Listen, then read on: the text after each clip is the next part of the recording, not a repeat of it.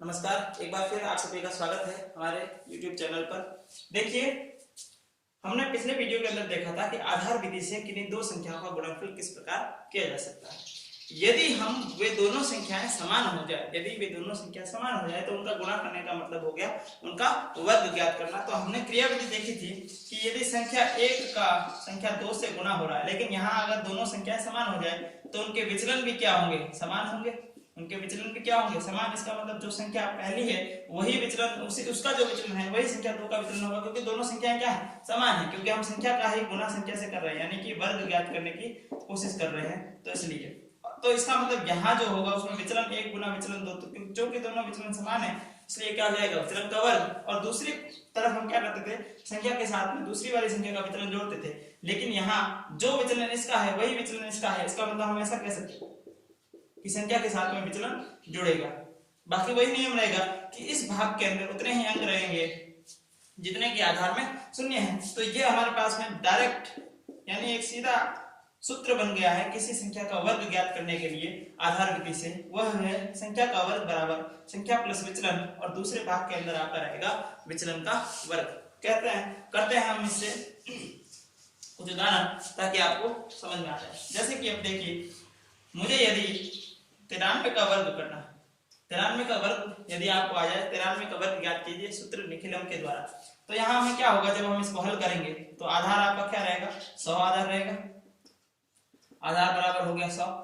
ठीक है, ये आपकी संख्या हो गई, जो हो गई आपकी 93 संख्या जो है वो आपकी हो गई 93।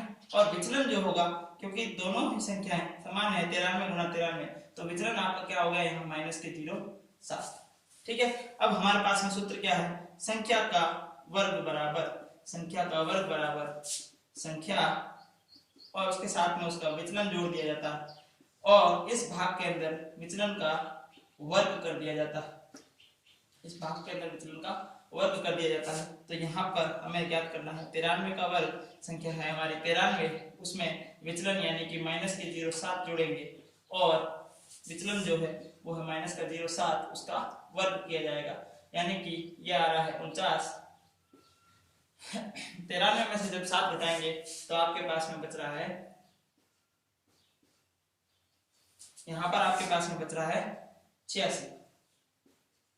ठीक है, 3 ऊपर से चलेंगे, उसके बाद 4 और चले गए, तो बच गया हमारे पास में 86। अब देखिए, यहाँ कोई फर्क नहीं पड़ता है कि संख्या आधार से छोटी है या बड़ी है, अर्थात विचलन जो है वो ऋणात्मक है या धनात्मक, उससे कोई फर्क नहीं पड़ता, क्योंकि हमें यहाँ उसका वर्ग करना है। तो ऋणात्मक संख्या का वर्ग भी धनात्मक प्राप्त होगा और धनात्मक संख्या का वर्ग भी धनात्मक ही प्राप्त होगा।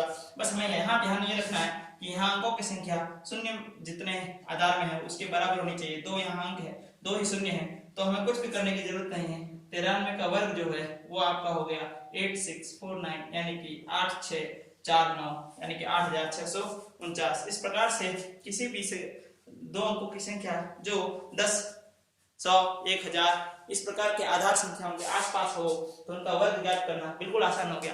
ये आप मौखिक भी कर सकते हैं। जैसे कि देखिए, यदि मुझे ज्ञात करना है 995 का वर्ग, यदि मुझे ज्ञात करना है 995 का वर्ग, यानी यहाँ आधार क्या हो गया आपका? 1000 हो गया। आधार क्या हो गया आपका? 1000, और यहाँ विचलन क्या होगा? 5 होगा।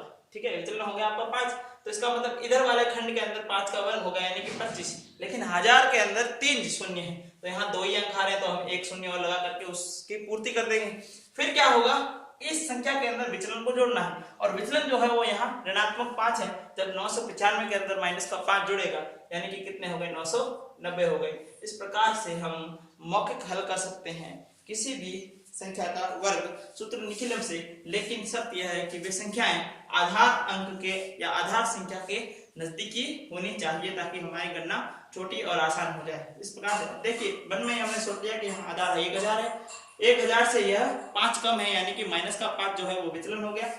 जब माइनस का 5 विचलन हो गया तो हमें पता है विचलन का वर्ग करना है, यानी 5 का वर्ग 25 हो गया। लेकिन हमें पता है इस भाग के अंदर अंकों की संख्या उतनी होनी चाहिए जितने के आधार में शून्य है। यहाँ 1000 है, इसका मतलब शून्य आधार इसमें से वो शून्य 3 है, तो अंकों की संख्या 3 होनी चाहिए। तो 25 में 2 ही अंक है, तो हमने आगे शून्य लगा करके उसे 3 किया, और फिर हम क्या करते हैं? इस भाग में संख्या के साथ में विचलन जोड़ देते हैं। यहाँ हमारी संख्या 995 है, उसके साथ में जब 0 जुड़ जाएगा माफ कीजिए, जब हमने 5 को जोड़ा, माइनस के 5 को जब हम जोड़ेंगे तो 995 में से वो 5 घटने पर 990 बच गया और ये इसका वर्ग हो गया। तो इस प्रकार से आप कर सकते हैं। ये मौखिक विधि है, जो कंपटीशन की तैयारी कर रहे हैं उनके लिए यह विधि जो है वो बोर्ड परीक्षा के विद्यार्थियों के लिए है। ये प्रश्न 2 अंक का पूछा जाएगा, यदि आपसे पूछा जाता है तो बोर्ड 2021 कक्षा 10 के लिए। धन्यवाद, बने रहिए मेरे साथ इसी प्रकार के वीडियोस के लिए। जय हिंद।